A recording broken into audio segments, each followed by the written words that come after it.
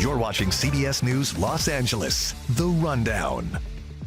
Hello, I'm Christine Lazar, and here's a look at your top stories. A large pro-Palestinian encampment protest remains at UCLA today. Protesters were asked to walk out of class at noon and gather outside of Royce Hall. Conditions have been peaceful so far, but they did get tense this weekend. Jarred Hill has the details on that and the protests at other campuses nationwide. On Columbia University's campus, an ultimatum from university officials for student protesters. Leave now or be suspended. We're staying out here, thank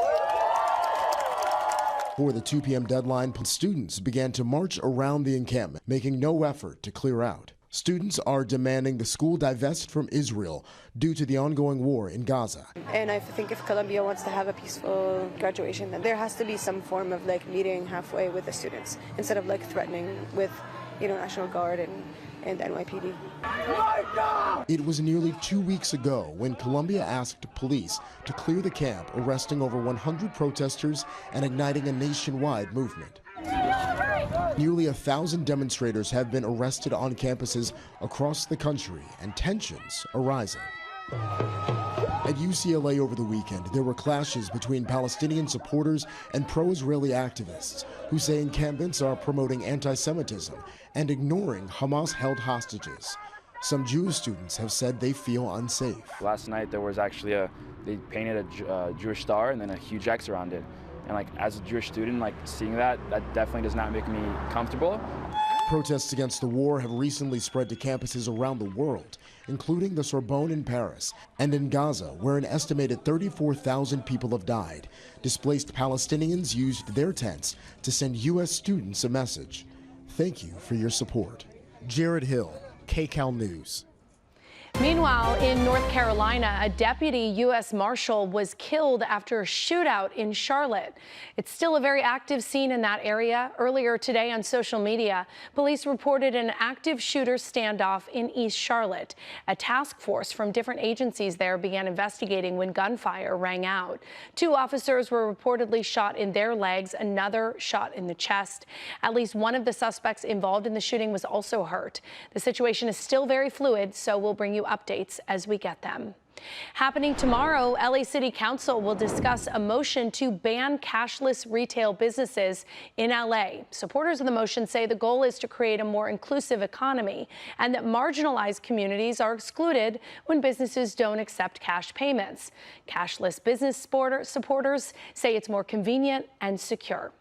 Well, turning now to your weather, a great start to the week, dry and a sunny day for many in the region. KCAL News meteorologist Paul Diano has a look at your forecast. Just a little bit of cloud cover hugging the coastline in our LA County beaches, including Santa Monica, where temperatures are still comfortable but cooler there. They're in the 60s at the beach. You can expect that for the next couple days and varying levels of morning cloud cover for the next couple mornings into the early afternoon. The picture from our satellite looking down on Southern California shows that's the only cloud cover that's out there, hugging the LA County beaches and also the Long Beach Peninsula. That's about it. Otherwise, it is sunshine across the board, just like it was on Saturday and Sunday. So today's day number 3 of this weather winning streak. We might carry it to double digits. So tons of sunshine. We will be warmer than average in many locations, breezy in spots. One of those spots is the Antelope Valley, where a wind advisory expires at 3 o'clock, and we are staying dry. No rain in the forecast. You know what else isn't in the forecast? A day of 82 degrees or warmer, which, some would say, wait, that's too warm. I like it in the 70s. That's why you live close to the beach. Well, downtown Los Angeles officially has not even hit 82 degrees this year. That's a pretty long wait for just doing it once. The longest wait for the first 82-degree day since 1942, which is kind of cool. It's 82 years ago. So it's been a long time since we've waited for that first warm day in Los Angeles. We'll get warmer later on this week, but I think it's going to stay just shy of that 82-degree mark. 76 this afternoon. Chino, San Bernardino, Riverside, low 80s, upper 60s for our mountains, 78 windy degrees in Palmdale, 70 in Malibu, and 72 in Santa Ana. We're going to stay on the cooler side in LA and Orange County, the metro area. Monday, Tuesday, Wednesday, then warm it up for a few days Thursday and Friday before a stronger onshore breeze cools us back to the 70s on Saturday and Sunday. But sunshine across the board every day. Valleys, less of an ocean influence, 80s across the board. Morning should be really comfortable in the low 50s. Good sleeping weather. Keep the windows open. And the Inland Empire, 80s all the way through Saturday. The warmest days will be Thursday and Friday.